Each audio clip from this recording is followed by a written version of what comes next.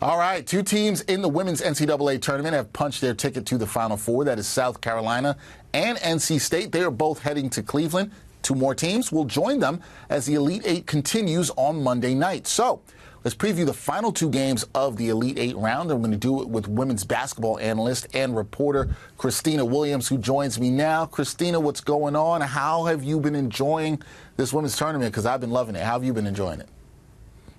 I've been enjoying all of the games that have been going on. It's must-see TV for sure. Oh, yeah, must-see TV indeed.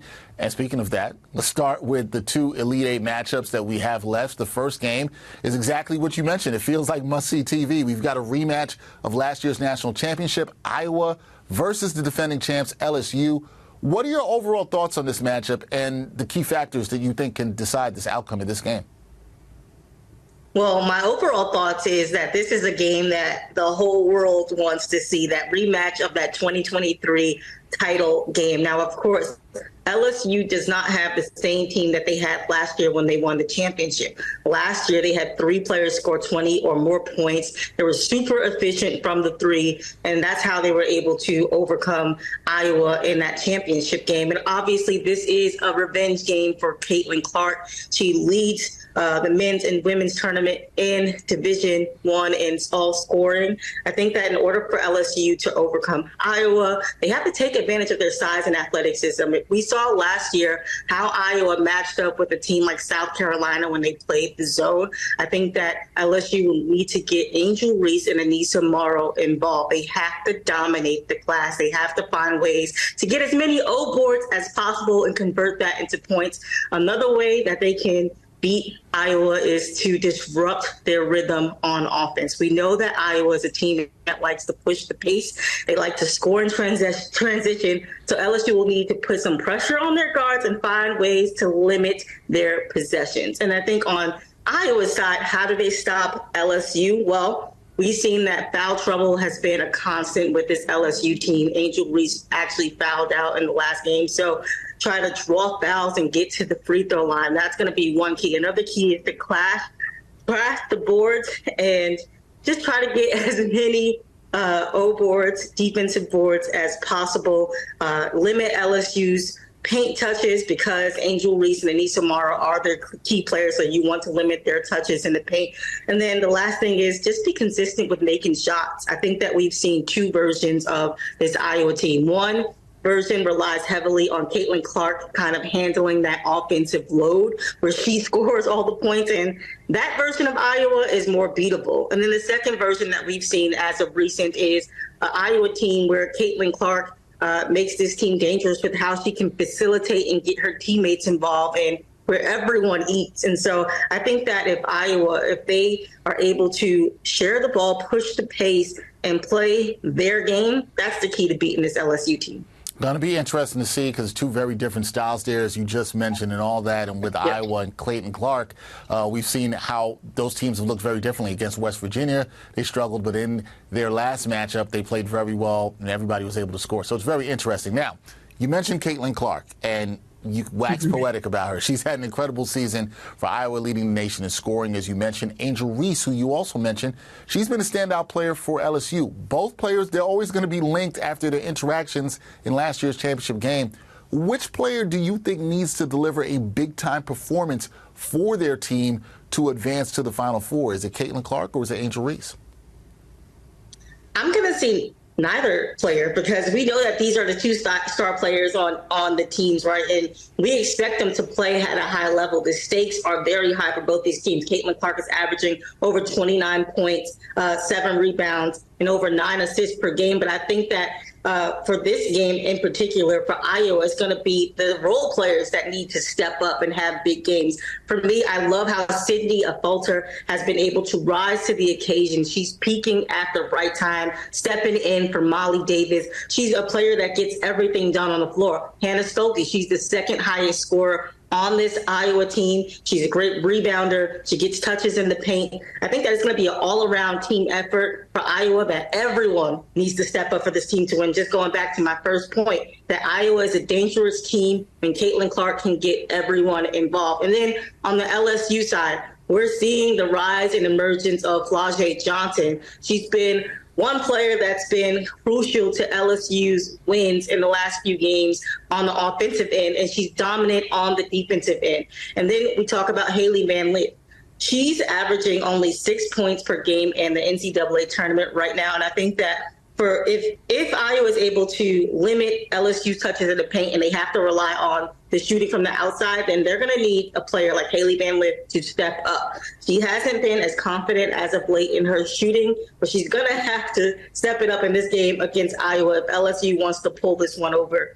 I think that she has what it takes. We saw last year in the tournament when she played for Louisville how she was able to score 27 points against this Iowa team. And so I think that those two players are going to be the key for LSU's success. And, of course, Anissa Morrow. When Angel Reese is having a difficult time, we see how they can flow and play through Anissa. So for both teams, I would say the supporting cast is going to be just as important as the star players. Yeah, fantastic point there, because all eyes are going to be on the stars in this game, but it's generally in these games, these big games, supporting cast matters a ton in terms of the margins of who's going to win. So keep your eyes on those players that Khristina mentioned there for sure.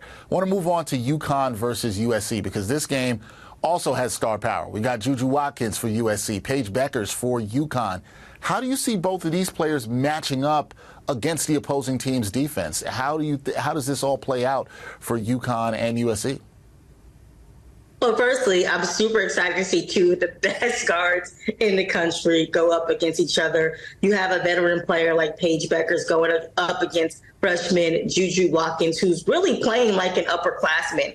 I think the key for Yukon here, obviously, will be Paige Beckers. She's an elite scorer. But the overall arching thing for this Yukon team has been their team health.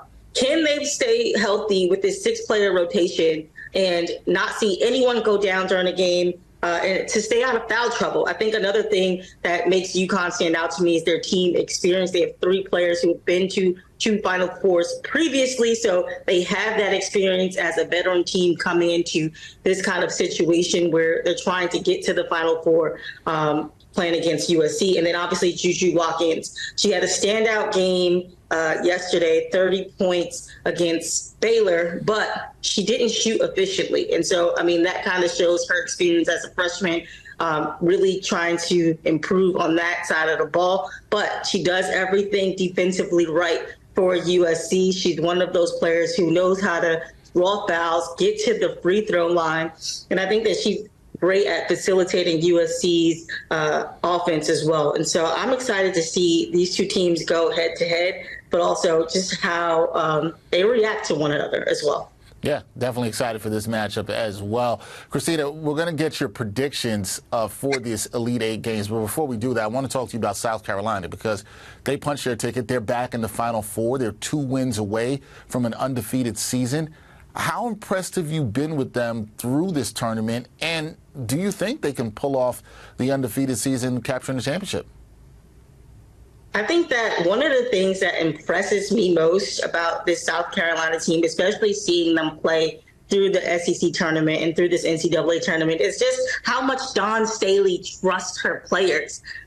Just the confidence that she instills in them. We've seen freshman Malaysia Fawali become a breakout star, but really all of the players on this team shines bright when the lights are bright on them. I think that what stands out to me about this South Carolina team is that they play unselfishly, and they all have bought into that one goal of wanting to win a championship. So yes, I do think that this is a South Carolina team that is on the right track mentally, and they have enough talent and enough depth to be able to finish it out this year in the tournament. I actually have them winning it all, but we'll see about that. I had them winning it all, too, Khristina. You're not alone in that. I had them going all the way, undefeated season. We'll see if they can do it. 2 wins away from that. Last thing for us, Khristina, can you give us your predictions for these 2 games on Monday?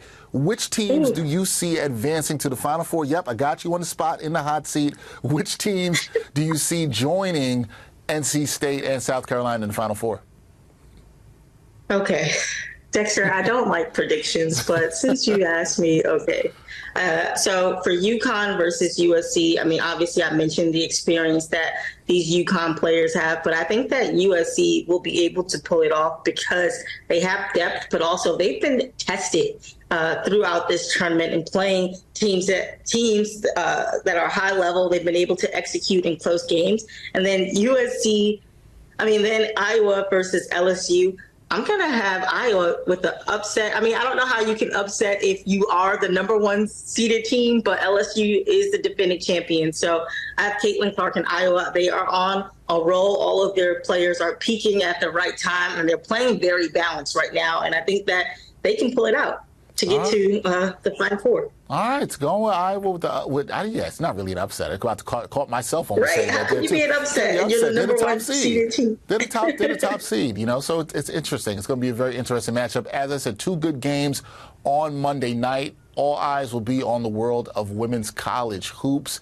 You've got Iowa and LSU, as well as Yukon playing against USC. Should be a really fantastic one. Khristina Williams, the great women's basketball journalist, will be all over that. Khristina, appreciate the time. We will talk soon, especially around the Women's Final Four. We'll definitely talk soon. Thank you, Dexter.